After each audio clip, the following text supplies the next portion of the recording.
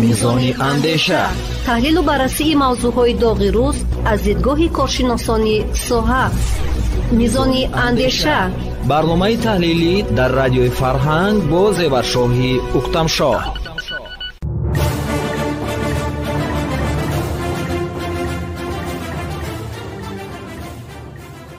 درود به شما سامیان ارجمند رادیوی فرهنگ. در برنامه نوبتی میزان اندیشه موضوع صحبت ما دایر به دعوت بهاری نوسکران به صف جزء تام ارتش ملی می باشد. با ما باشید.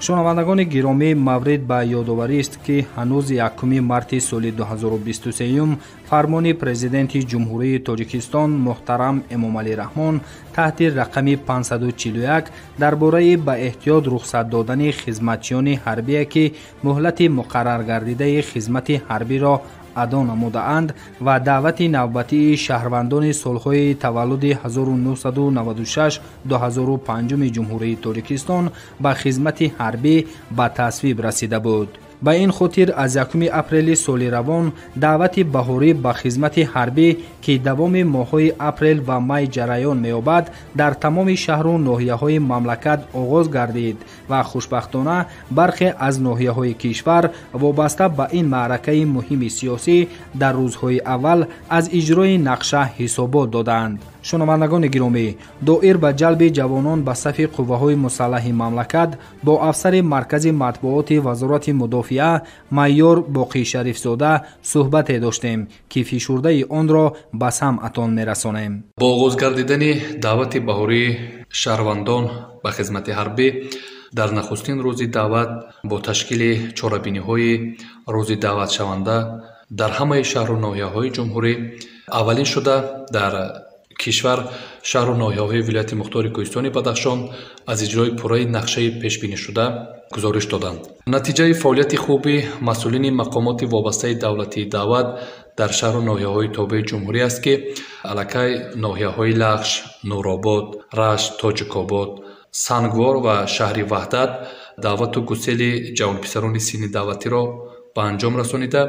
اجرای نقشه را به 57% برابر نمودند. یعنی اجرای نقشه دعوت در شهر و ناحیه‌های تابع جمهوری 57% را تشکیل می‌دهد. در دوام 10 روز جریان این چاره‌بینی مهم سیاسی اجرای نقشه در ولایت قتلون 34% را تشکیل داده ناحیه وخش اولین شده در این ولایت از انجام دعوت بهاری شهروندان به خدمت حتمی حربی گزارش داده است. به همین ترتیب چاره‌بینی‌های دعوت شهروندان به صف قوه‌های مسلح در دوام 10 روز جریان این معرکه مهم سیاسی در ولایت سوق 26% و در شهر دوشنبه باشد آن به 30% برابر است. عموما از 1 اپریل سال روان دعوت بهاری شهروندان به خدمت حتمی حربی در قلمرو جمهوری 30% را در بر میگیرد. سلامت باشید. امروز ما تا جای آگاه هستیم اکثر جوانان سن و سال خدمت حربی با خواهش خود به صف قوای مسلح میپیوندند و قسمت بیشتری آنها ختم کردگان دانشگاه و دانشکده‌ها میباشند. دلیل این در چی است؟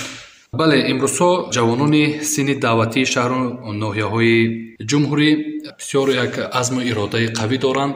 در راه پیش گرفتن خدمت در صف قوه‌های مسلح جمهوری تاجیکستان و چنانکه که شما علاقه آگاهی دارید، معلومات دارید و طوری قید کردید، امروز آن شهروندانی که علاقه آنها معلومات عالی یعنی تحصیلات عالی را به انجام رسانیدند و آنها بعد از گرفتن معلومات عالی کسبی امروز همان مهلت مقرر گردیده خدمت حتمی حربی را که برای جوانانی که آنها دارای معلومات عالی هستند و مهلت پیش بینی گردیده 1 سال را تشکیل می‌دهد اختیاراً به صف قوای مسلح شامل می‌گردند و در برابر گرفتن معلومات عالی کسبی همچنین با اجرا نمودن و ادا نمودن هم مهلت مقرر گردیده دعوت در صف قوای مسلح خدمت می‌کنند و امروز آن جوانانی که دارای معلومات عالی هستند در صف قوه‌های مسلح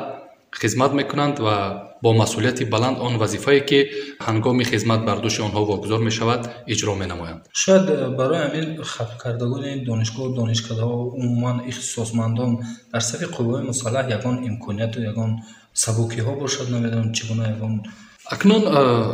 راستی در صف قوه‌های مسلح جمهوری تاجیکستان برای آن جوان پسرانی که یعنی بعد از انجام مؤسسه‌های عالی کسبی به صف قوه‌های مسلح شامل می‌گردند، این همون یگانه امتیاز این همون مقررات قانونگذاری هست که یک سال خدمت حتمی حربی به آنها پیش بینی شده است. نواسکران با برابری به جزء تام‌های قوای مسلح آمدنش با آنها چگونه سر و کار میگیرند؟ با آغاز گردیدن هر موسمی دعوت یعنی دعوت بهاری و دعوت تیر ماهی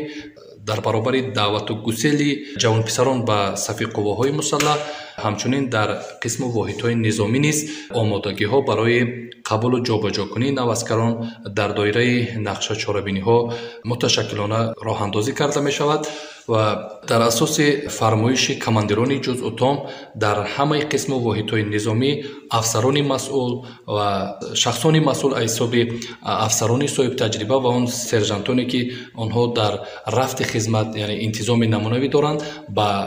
هیئت شخصی نواسکرانی که به اون قسم حربی وارد می شوند همچون شخصی مسئول یعنی وابسته به تعلیم و تربیه آنها مسئول می شوند و در روزهای اولی وارد گردیدن به قسم حربی سربازان مهلت مقرر گردیده همون کورسی تیاری نواسکری یا که کورسی جنگاوران جوان را از خود میکنند که این از در دوام از 20 تا 1 ماه در بر میگیرد و در این دوره همون عادی‌ترین جزئیات و عادی‌ترین نازکی‌هایی که در رفت خدمت برای سربازان پیش بینی می شود در همین نخست روزهای خدمت به آنها آموزانیده می شود و از روی ترتیب و نظامی که آیین‌نامه‌های عمومی حربی قوای مسلح برای پیشبرد خدمت معین کرده است آنها الکی از همون نخستین روز آماده می‌کردند برای ادای خدمت حربی در صف قوای مسلح. امروز برای سربازان در صف قوای مسلح چگونه شرایط مهیا است؟ دیدار بینی میروند والدان، چگونه آنها را در میابند، چگونه بهادهی میکنند؟ شاید شما همچون مسئول مرکز مطبوعات آگاه شده باشد از یگان دستاوردها در همین سمت. اکنون امروز میبینیم که با شرافت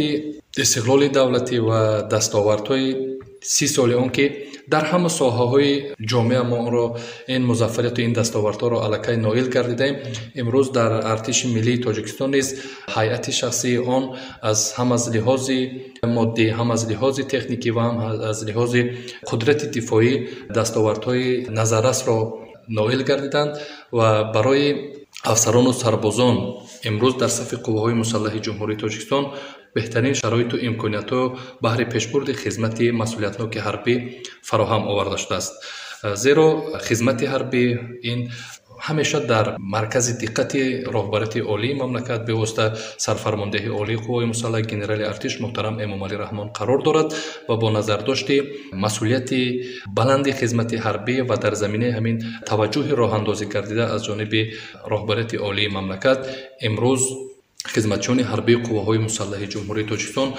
دارای بهترین شرایط و امکانیت‌ها میباشند و امروز ما هیئت شخصی قواهای مسلح و مردم تاجیکستان در فضای تنج، آرام و آسوده وطن خدمت میکنیم و زندگی میکنیم. امروز مسئولیت و طلبات نزد خدمتچیان حربی قواهای مسلح همان است که باید همیشه سویه دانش‌های کسبی خود، دانش و ملکه و مهارت جنگی خود را همیشه با راه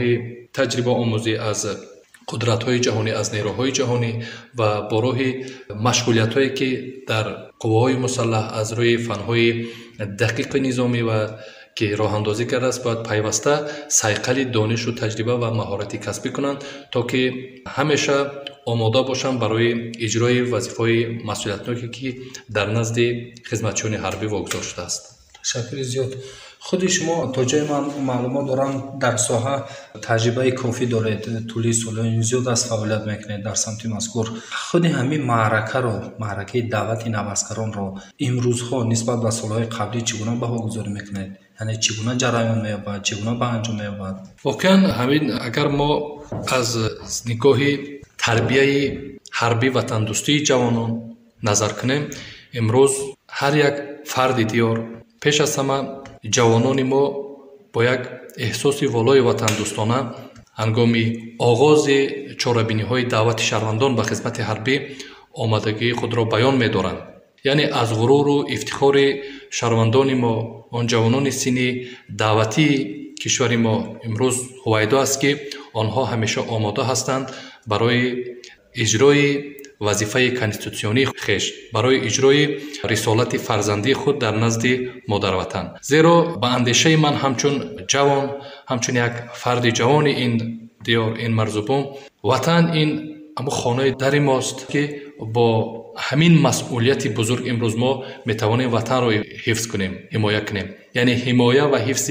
مرزبان وطن این حمایه همان خانه و در ماست که باید ما مسئولیت مدافع مرزبان وطن باید ما از حمایه خانه و در خود و خویش و پیوند خود و در تمامیت تاجیکستان عزیز اول احساس کنیم که یعنی ما با خدمت در صف قواهای مسلح پیش از همه همین رسالت بزرگ را اجرا میکنیم و خوشبختانه امروز جوانان ما همین رسالت بزرگ به خوبی احساس میکنند و آماده هستند که همیشه در دفاع مرزبان وطن قرار داشته باشند. و از نظر دیگر و از نگاه دیگر امروز وضعیت متشنج، وضعیت پیشگویی نشونده و بسیار هم حساس منطقه و جهان هر یک فرد خودآگاه، خویشتنشناس و هر یک ساکن کشور ما را وادار می‌سازد که نوبسته از جوان سین و سال دعوت بودن، یعنی ما در همه حالت و در همه سین و سال برای حفظ و حمایه مرزبان وطن آماده باشیم. یعنی همین شرایط و افزای امروز همین چیز را از یکایک نه تنها مردم تاجیکستان بلکه ساکنان سیاره طلب میکند برای آماده بودن به حفظ منفعت‌های ملی و دولتی خویش. یک مثال زنده است. ما چندین روز در همین دوام ماه در شهر و ناحیه‌های ولایت ختلان آن شهروندان و ذخیره‌های احتیاطی که در قید کمیساریات‌های حربی قرار دارند با دعوت کمیساریات‌های حربی و در اساس طلبات قانونگذاری جمهوری تاجیکستان درباره سفربری با اشاره بانگ خطر به طور ناگهانی مورد سنجش از جانب مسئولین استاد گنرالی قوای مسلح قرار گرفتند و طبق قانونگذاری ساحه به این چاره‌بینی، یعنی چاره‌بینی‌های جمع آمدی مدافع حدودی و مشغولیت‌های آمادگی سفربری اساساً باید جوانان یعنی شهروندان از 18 تا 50 ساله جمهوری جلب کرده شوند. وقتی که ما با شهر و ناحیه‌ها اوید با انعکاس همین مسئله همین چاره‌بینی سفربر می‌شدیم، مشاهده می‌کردیم در برابر همون شهروندانی که گفتیم باید از 18 تا 50 ساله باشند، یعنی از همون سن سالی مقرر گردیده کلانسالتر نفرها اشتراک می‌کردند در این چاره‌بینی. البته بعد ضمن صحبت مسئولین استاد گنرالی قوای مسلح با آنها اظهار می‌داشتند که الکی سن سال شما برای مدافع مرزبان وطن به جای رسیده است، این امروز مسئولیت جوانان است، باید جوانا خیر رحمت که مثلا شما امروز آماده هستید تربیت میکنید. نفرانی بودن در همون بین جامعه در همون چاره‌بینی شرکت میکردن و میگفتند که حفظ و حمایه وطن و محافظت وطن یگان وقت به سن و سال وابستگی ندارد. واقعا من وقتی که این سخنان را میشنوم از زبان یک نفری که الکی باید یعنی سینش سال خوردن وقتی این سخنان را میشنوی بار دیگر اما غرور و افتخار جوان مردانت بالا می رود که از همین خیلی نفرها سبق گیرن، درس مردانگی گیرن و همیشه آماده باشن برای حفظ و حمایه و آن وظیفه‌ای که برداشت همه مردم، همه جوانان و پیش از همه خدمتچیان حربی واگذار شده است آماده باشن. تشکر زیاد، خیلی خوب گفتید. یک سوال دیگر الهه نمایم. تربیه وطن دوستی گفتید، یک چیز یادم اومد. در کدام سن و سال عموما به شهروندان آموختن ممکن و درس‌های آمادگی دفاع حربی که در مکتب‌های میانه و خوانندگان مکتب آموزانده می‌شود برای حفظ وطن، برای بالا گرفتن غرور و وطن دوستیشان یگان نقش می‌بازند؟ اکنون راستی وقتی ما تربیه حربی وطن دوستی میگیم، این در مجموع همون تربیه هست که شخص میتواند که هنگام خردسالی در عائله، یعنی در چه روحیه تربیه یافتن، این الکی از همون محیط عائلوی سرچشمه میگیرد. وقتی پدر و مادر در هنگام تربیه فرزند و در زندگی روزمره بیشتر از дастовардҳои давлату ҳукумат, аз хизматҳои роҳбарияти олии мамлакат бо шукргузорӣ аз фазои тинҷу осудаи ватан мекунанд, яъне дар як муҳити солими ватандӯстиву ватандорӣ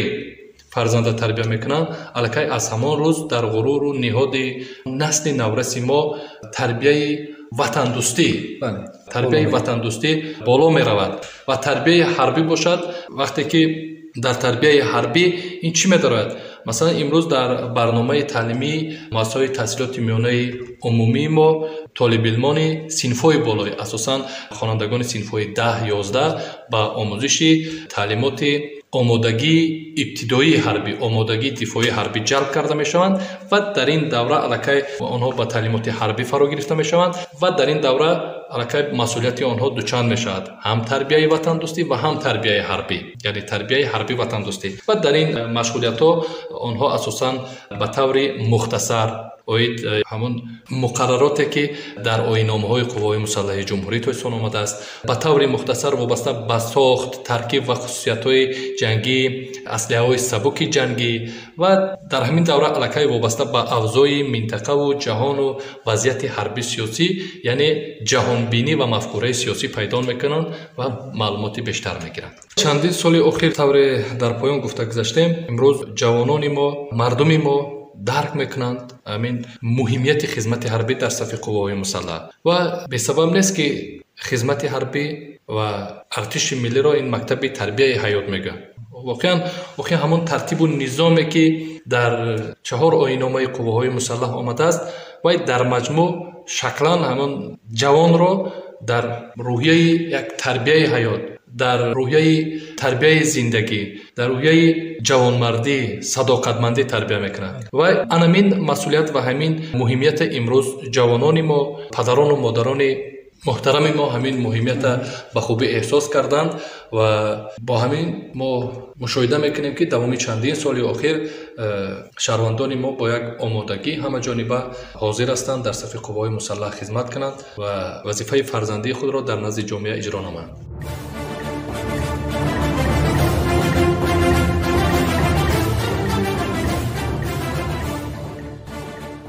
шумо суҳбати моро бо афсари маркази матбуоти вазорати мудофиа майёр боқӣ шарифзода шунидед.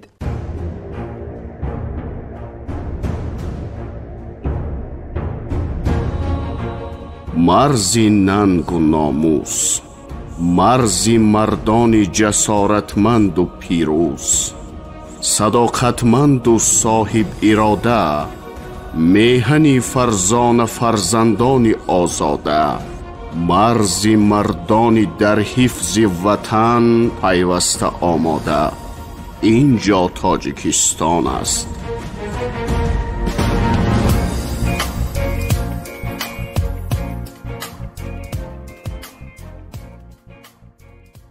воқеан таваҷҷӯҳи пайвастаи роҳбарияти олии мамлакат нисбат ба ҷавонон меҳру муҳаббати ин қишри ҷомеаро нисбат ба ҳифзи модар ватан афзун намуд. майлу рағбати онҳоро баҳри ҳимояи марзу буми кишвар ва хосатан таваҷҷӯҳ намудан ба сафи қувваҳои мусаллаҳ бештар гардонид. бояд гуфт ки хизмат дар сафи қувваҳои мусаллаҳ баҳри ҳар шаҳрванди ватандӯст ҳам қарз асту ҳам ифтихор, зеро хизмати ҳарбӣ пеш аз ҳама мактаби бузург аст ба обу тоби шахс, матонату мардонагӣ ва ҳамзамон пайвандгари минтақаҳои гуногуни кишвар. аз ин рӯ ҳар як ҷавони ватандӯстро мебояд баҳри ҳифзи меҳани худ ва сулҳу суботи абадӣ дар кишвар софдилона ва садоқатмандона қарзи шаҳрвандии худро иҷро намояд.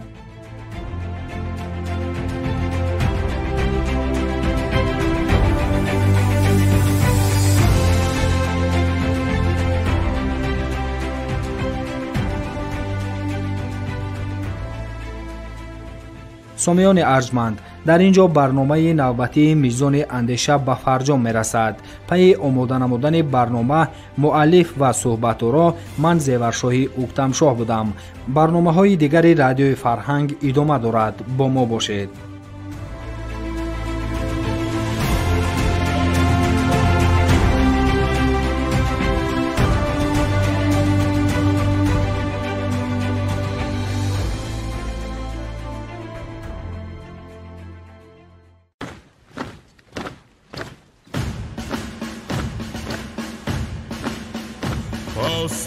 پاسبان سرزمین باستان مایم، پاسبانی هر در و هر آستان مایم، از مکانی خاندان راستان مایم، رستمی آوازداری داستان مایم، ما نشان و ما درفش و ما سپر داریم، ما کلاهی سربلندی را بسر داریم، در فرودی خشت آهنگی زفر داریم، پیشوای قهرمان و راهبر داریم، پیشوای قهرمان و راهبر داریم.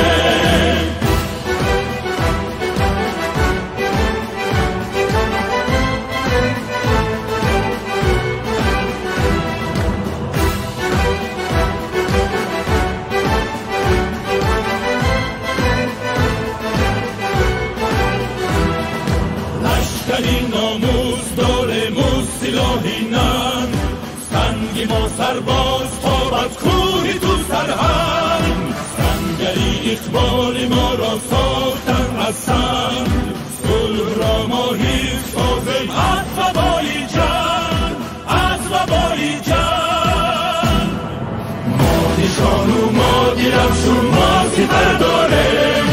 ما کلاهی سربلندی را بسر داریم، در فرودی خشت آهنگی زفر داریم، پیشوای قهرمان و راهبر داریم، پیشوای قهرمان و راهبر داریم.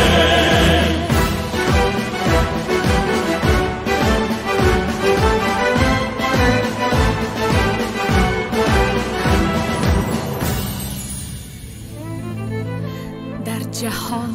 پاک از همه آب و هوا داره، ما به سازی هستی خود صد نوا داره، هر کجا بروی ما از مهر